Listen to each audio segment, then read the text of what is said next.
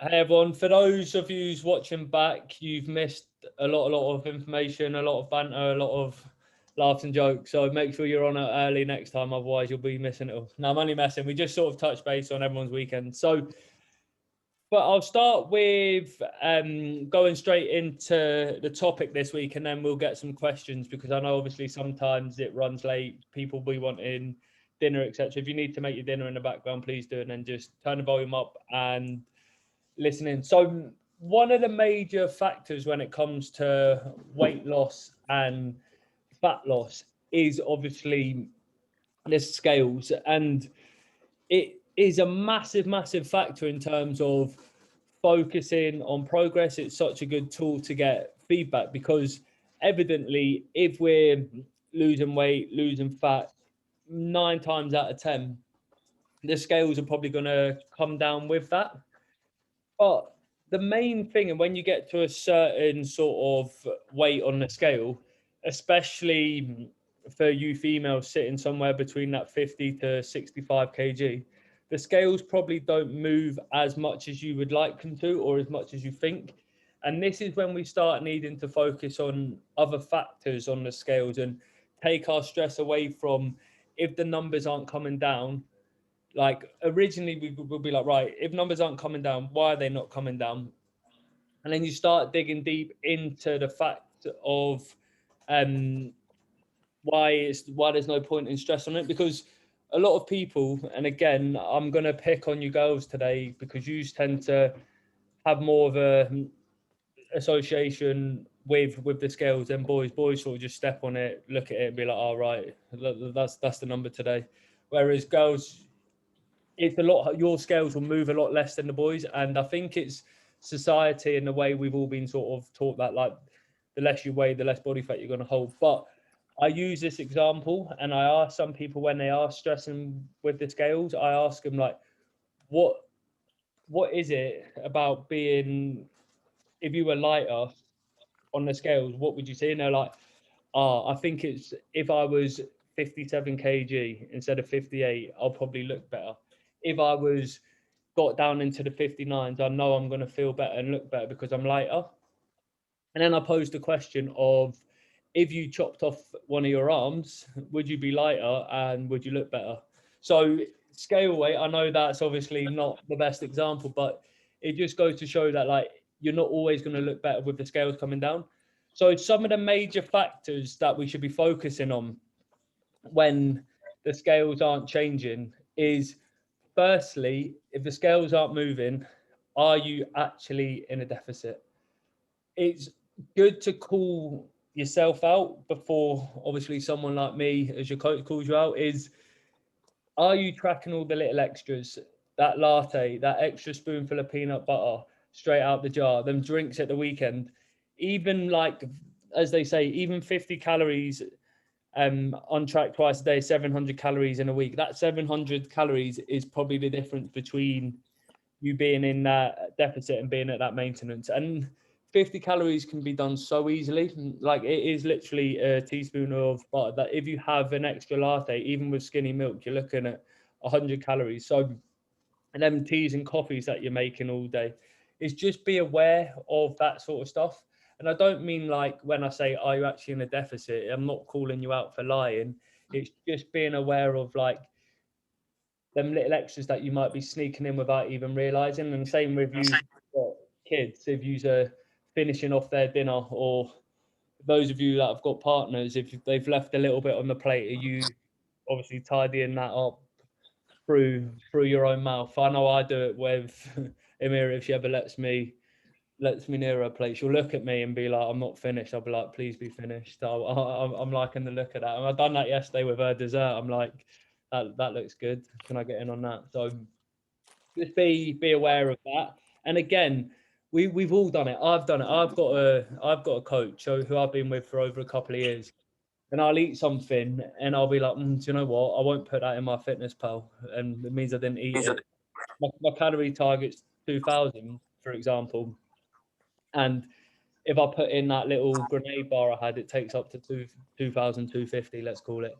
And I'll be like, I didn't put in. And then I go and tell him I had 2000. What's the one thing he's going to do when I start telling him that I'm not losing weight at 2,000 calories, and we're looking at everything, he's going to drop it, and then I've got to try and stick to 1,800, and it's like I'm only cheating myself because I'm telling him that when I get the data back, I'm looking right. You're eating 2,000. Your weight's not coming down at that. So let's make a change either through your steps, your cardio, or obviously dropping your calories. So honesty is the best policy, and just double check everything and be aware of the small things that are probably being snuck in.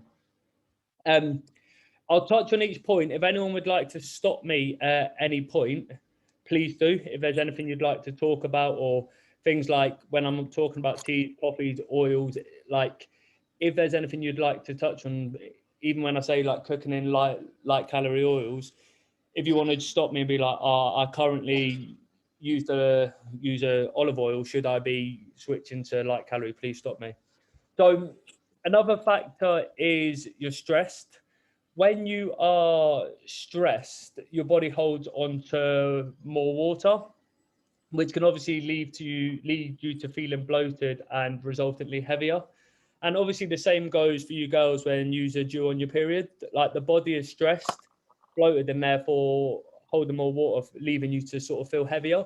And this, especially obviously for you girls, if any of you boys are getting periods, I don't think I'm the one you should be talking to, probably the doctor. But it's like if you consider a sponge, like a wet sponge and a dry sponge, both of the sponges are the same size, but the wet sponge is going to be resultantly a lot heavier.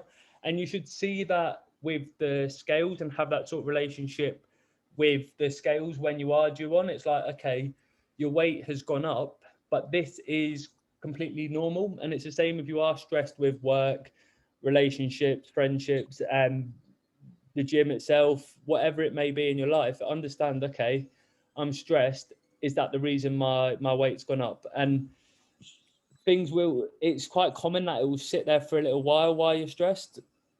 So it's being aware of that. And quite commonly as well with sort of clients, if obviously if you know you're cycling, you're due, I don't mind them putting like a little, this is more goes for my like one-to-one clients rather than obviously an eliminate, because you probably won't get through, you might get through 2 cycles during the 8 weeks, but probably not any more than that, is put a little asterisk next to it. So for example, if your weight, using numbers here, I'm going to pick a 100 kg. If your weight goes 100, 99, 98, 97, and then you're due on, it goes back up to 99, then be aware that like, okay, it's gone up from your 97, but when you were last due at 100, you're now 99. So over the time, it is coming down. And just being aware of them little things can obviously take that stress away and make you have a better relationship with the scales. Then we're talking on to the next topic, which is food. The food you eat may be higher in salts, or you have carbs later at night. So there's no issue with having carbs later at night, especially if you're someone who trains in the evening or does classes late at night. I actually encourage having quite a high carb diet, as most of you will know. Like I call it moderate carbs, because obviously carbs help with recovery, and also they food high in carbs has a lot of fiber in it, and fiber helps with digestion, and eventually over time that water retention that you're holding will come down because of the good levels of fiber. So for most of you on the call, your fiber, you should, for you girls, probably make sure it's in and around 20 grams of fiber, and for you guys probably more around the 25-30 grams of fiber. So if you just run into MyFitnessPal like you would check your protein, carbs and fats on your next diet, just make sure you're hitting that fiber at 25-30 grams. Again, with salt, 1 gram of salt can hold up to 3 times its weight in water.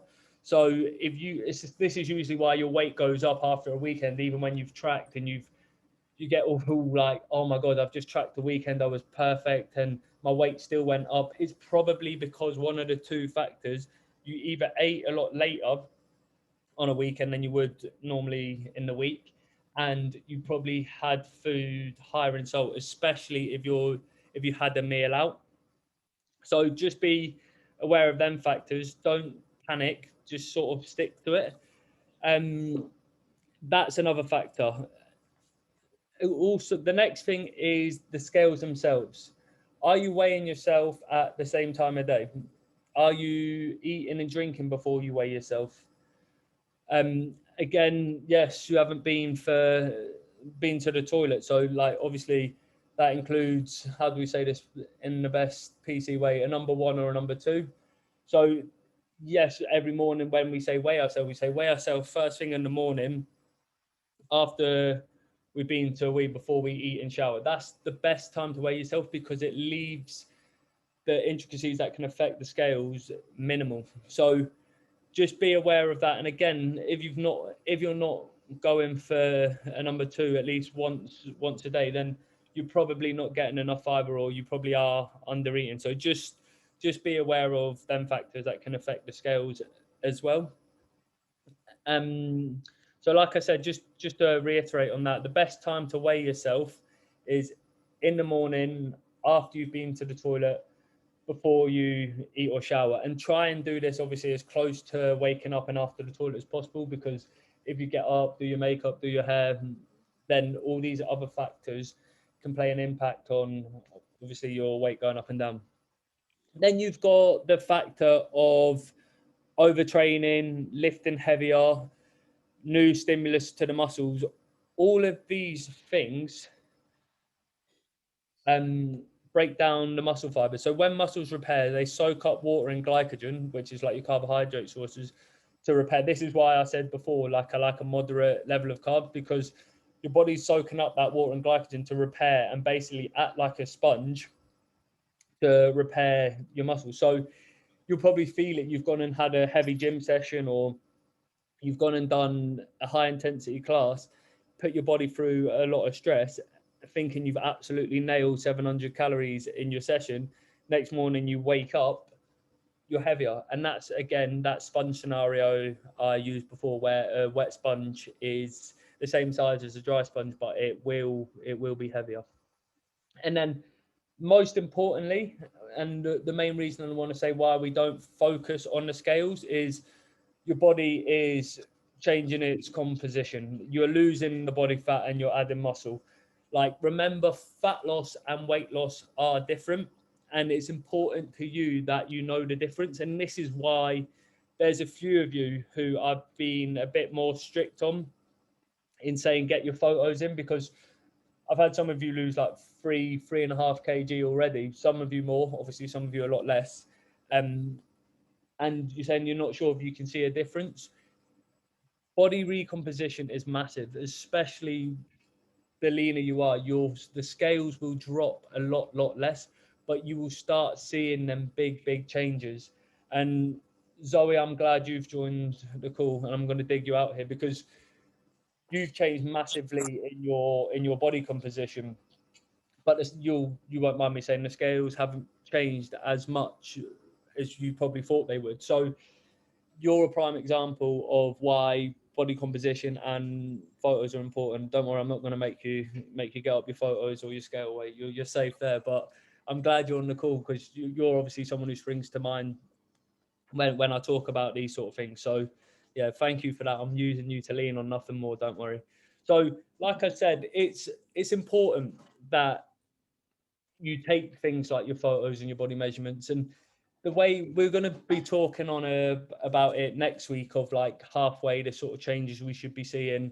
But at the minute, with scale weight and body fat, you're currently taking, I use this analogy, you're currently taking a mug of water out of a bath. That's what we're currently doing in these first 3, 4, 5 weeks. You're taking a mug of water out of a bath. Come to weeks 4 to 8, you'll be taking a jug of water out of a sink. That's the kind of differences you'll start seeing. So that that's why it's not important to be obsessed with the scale weight. It's like, use it as a factor to measure your weight loss the same way you would with your measurements in your photos. So don't overcomplicate and overstress on these numbers. Focus on everything as a whole. And then when you are having one of these periods of why have you hit a plateau in your weight, think of them points. I'm more than happy. I'll put these in the group. I sent an email out on it early in the year, so we'll look at that.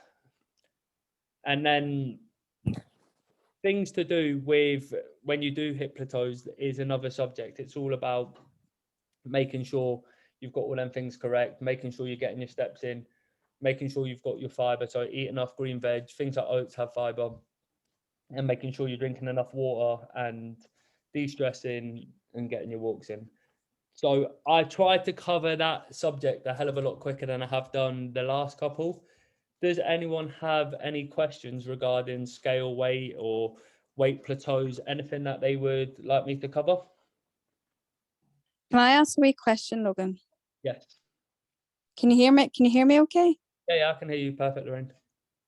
So whenever I'm tracking in my Fitness Pal, and then whenever I'm inputting the data onto your drive, so whenever I put in my protein, carbohydrates, and fats, it automatically gives me my calories.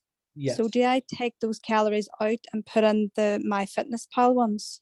No, use my formulas. The reason we do that is because the reason there's a difference is because MyFitnessPal uses roundings. So, for example, if something was 6.7 grams of protein, MyFitnessPal will round it up to 7.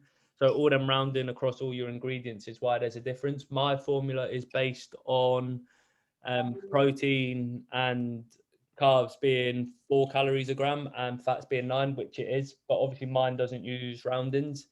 Right. So I've been using my Fitness Pal ones all along then. So right. Yeah, it's fine. And you go off if you're using all macros, go off the macros, because I can't necessarily make a change in your MyFitnessPal. So for example, carbs drop from 150 down to 140.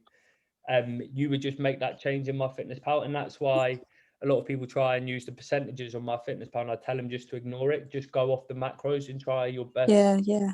Like that's why I try not to focus on calories, because especially with MyFitnessPal, because it goes off, it includes roundings, and you'll see Right, cool. You'll see yourself that there can be 100 to 150 different calories difference. Right, that's You cool.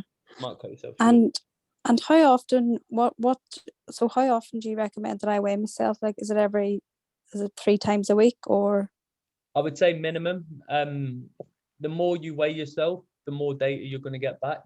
So especially if you eat different sorts of foods, different sort of shifts, like as a female with hormones, the more you weigh yourself, the more data you're getting back. It's like that 7 days is going to give you more data than 3 days. But if you give yourself 3 days and you sort of do it Monday, Wednesday, Saturday, at least you're getting a fair reflection. Whereas if you always done Monday, Tuesday, Wednesday, and then you're eating out Friday, Saturday, Sunday, it's always going to be higher on the Monday, isn't it? So it's the more, it depends on your relationship with the scales. Right, that's cool. Thank you so much. Thank you.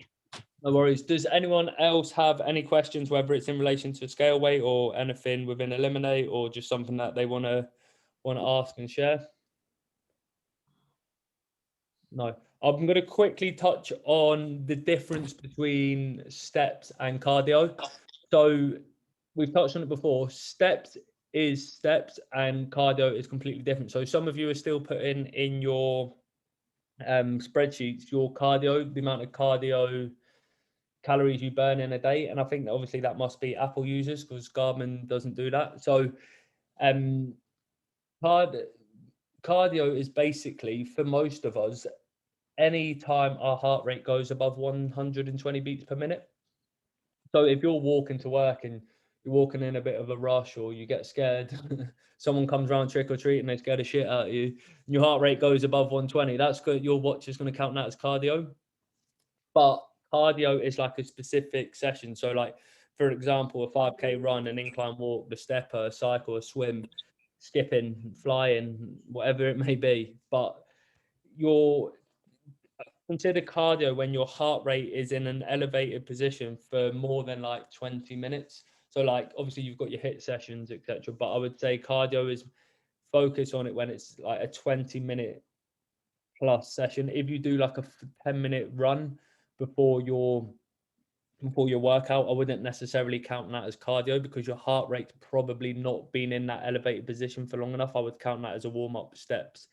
If you do like a 25-30 minute incline walk or a 5k run, that's where your cardio is, and you would count your sessions, your cardio from that. So for example, you'd start your watch before your 5k and you would end it at a 5k.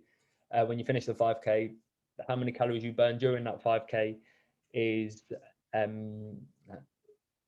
many calories you burnt during a cardio session. And this is where it's subjective with watches as well, because for example, if you burn 200 calories in a 5k, as soon as you turn your watch off, it's obviously stop that. It doesn't take into factor how long your heart rate's elevated for, but it's a good measurement for you to focus on rather than always trying to leave it run till your heart rate comes back down to resting. So hopefully that makes sense. Like, consider when I say steps are different. Steps, your heart rate rarely goes into that 120 zone unless you're like really on a power walk. But again, you would be at the lower level, whereas like anything where your heart rate's elevated, you're in that cardiovascular zone for that extended period of time. So I think that should cover everything regarding cardio, steps, scale weight, and I think that's it. I'm just double checking. I just wrote some notes here.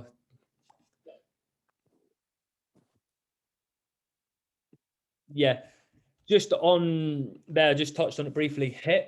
So the difference between like a 5k run and HIIT, and why you burn, and like weight training, and why you often see, like for example, if you do a boxing class or a step class or whatever it may be, why you tend to burn more calories in that over a weight training session is like, if we take the three things, if you do a weight training session, cardio, as in like a low intensity cardio for like a 5k and a HIIT, the HIIT is always going to show you that you burnt more calories in that 30-minute session, because you will burn 30 more calories in a 30-minute session of HIIT than you would of a weight training.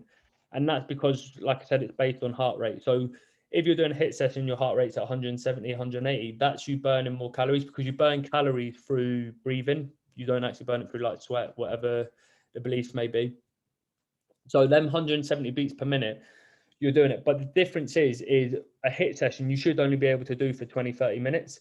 Whereas if you go for a jog, like the middle ground here, you should be able to jog up to, when you're obviously fitness levels, for a lot longer than you would a HIIT session. Let's take a sprint vs a marathon. You're not going to be able to sprint the distance of a marathon. So that middle ground of HIIT is in half an hour. For a jog, you're going to burn a lot less calories in that half an hour. But the idea behind it is that you can do that pace for a hell of a lot longer. So for example, if you're doing a jog, you could jog for an hour over a HIIT class for half an hour. And the same goes with obviously your walking, etc. And then what happens with HIIT and lifts when it's through like cardio based exercises such as a run or a class, as soon as your heart rate comes back down to resting, your body is no longer burning calories. So your body stopped, it's back at its resting heart rate. Whereas in a weight training session, your heart rate rarely goes into that 120 to that 170 zone like it would in cardio. But what happens after the session for the next 48 hours, your body's working hard to repair itself. So therefore your body's working at a faster rate and a higher rate to be like, right, I'm trying to recover. And therefore you're burning more calories through recovery. That's why they say weight training is better for fat loss than just cardio, because you get the positive aspect of it building the muscle as well as the fat burning, because your body's working harder to repair itself and burning more calories. And if you're going to ask me which one's best, please leave the call before I swear at you. The best thing to do for fat loss is a mixture of the both. It's what you find the most enjoyable and the one you can stick to for longest. As simple as that. So weight training you can do 4 or 5 times a week. That's why it's a good thing to implement. Whereas you shouldn't be able to do HIIT 4 or 5 times a week. HIIT should be done once or twice a week. Lower intensity cardio like 2 to 3, whereas your weight training you can do more. So if you want a balance of them, like a maximum level, I would say like four weight, 2 HIIT, 2 cardio. That's at your maximum. But most people is going to be 3 to 4 weight sessions, 1 to 2 HIIT, 1 to 2 low intensity cardio, and that is more than enough. So hopefully that clarifies on what's best between HIIT, LISS and weight training for weight loss and fat loss. But happy to answer any questions either on this call or in the group. But that's half an hour. I know most of you are probably hungry and wanting to get dinner, so I will let you all go. If you have any questions, feel free to post them in the group and everything else. I'm going to announce the dessert island winner. I think we have 2 winners. I think one on aesthetics, one on macros. I think Amira wins the dessert island on aesthetics, but she gets nothing for it because she doesn't pay me enough. And then on macros is Hannah's brownie. So well done, Hannah. I know I think Hannah's working tonight, so hopefully she can watch this back and do that. This week's challenge is the most scenic view. So get snapping with the cameras, get on the views. Clocks have gone back. It's getting a lot darker, so I'm assuming a lot of these will come at the weekend. But if you're out in the morning, see a nice sunrise, or if you're out and about, the cows are grazing in the farms, get a good photo for the scenic view, and then we'll come up with another food one the following week. But please share all your snack ideas, lunch ideas, dinner ideas in the group. Be active in the group, because you do help people a hell of a lot more than you think. Like the amount of people I see in there check and see, I've seen, I'm picking the first name I see, I've seen Emily here share her yogurt. I ended up adding that in, and that person didn't comment, didn't even like the post. So please share, it goes a long way. But other than that, have a lovely evening, everyone, and keep going, and I will speak to you through the week. Have a wonderful evening. Speak soon. Thank you. Thanks, Logan. Bye. Bye. Thanks. Bye.